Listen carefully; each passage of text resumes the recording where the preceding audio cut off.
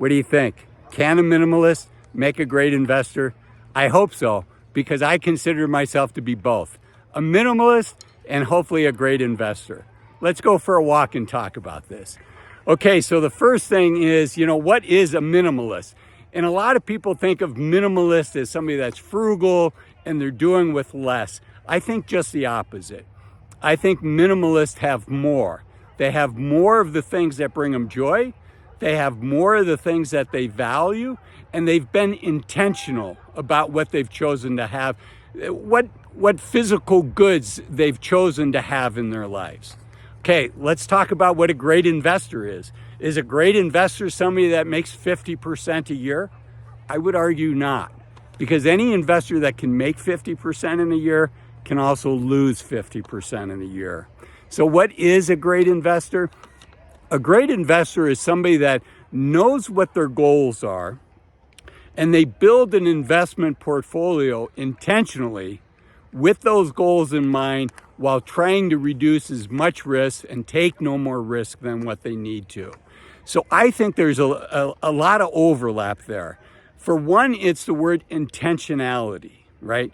A great investor intentionally builds a portfolio based on research, based on what they're trying to achieve, and they stay focused on that.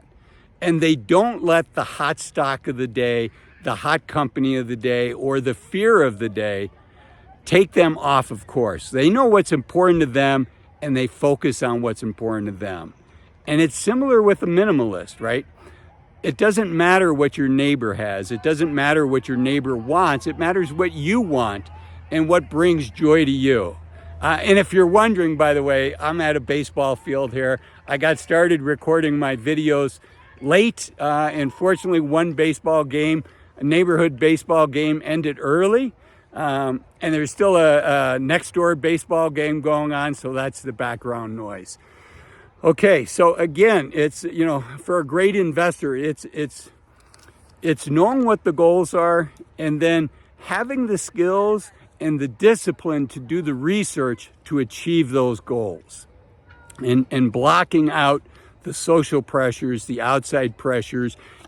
I do not think it's an accident that arguably the greatest investor of my time is a gentleman who's 92 years old and lives in Omaha, Nebraska, where he's isolated from all the noise of New York City and the various other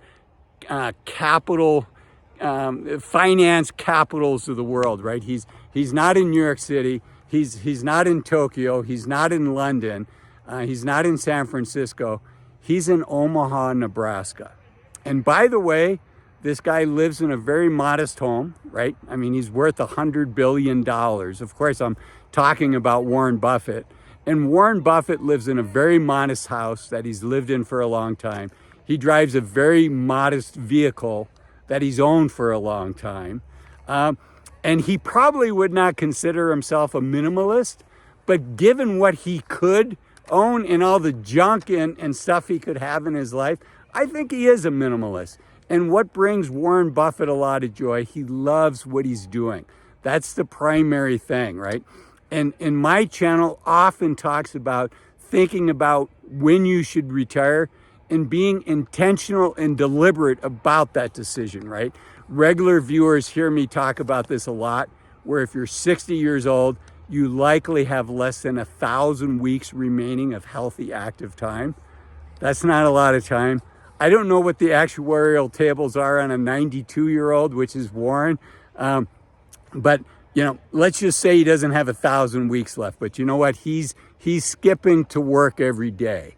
Getting back to the point, though, here's Mr. Buffett that lives in Omaha, Nebraska, drives a used car. I mean, I would argue not only is he one of the greatest investors of our time, but he's probably one of the greatest minimalists of our time. And I do think that there's characteristics that are both for a minimalist and for an investor.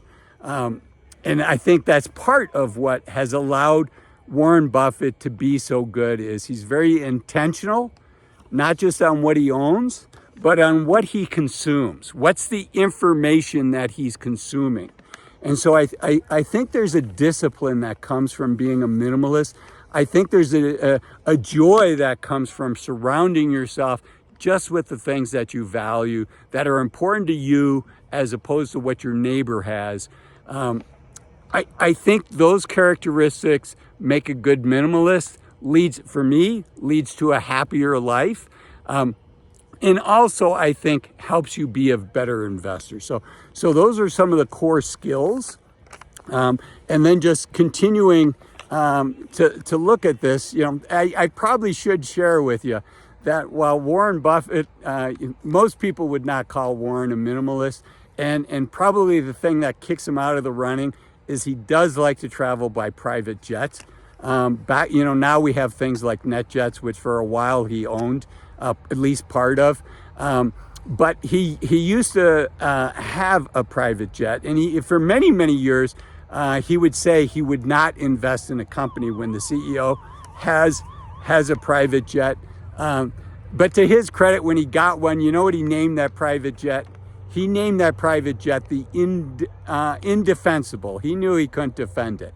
But just to put things in perspective, Warren's worth over $100 billion, billion with a B. And maybe he spent $10 million a year, which is a lot of money flying around on a private jet. But that is 0.001% of his net worth. So that would be the equivalent of somebody that's worth $2 million spending $2,000 a year on a corporate jet.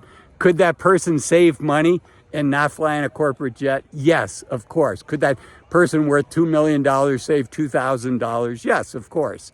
But is it crazy for somebody if that's what their vice is, if that's what they want to do? I think it's okay. I think it's fine. And it's the same thing with him as well. So again, minimalism is about intentionality. I think great investing is about intentionality. And so I think there's a powerful overlap there. And I just encourage you, first off, it takes a fair amount of time. And so to be a great investor, so people have to ask themselves, do you want to put in the time? I mean, this is Warren Buffett's life.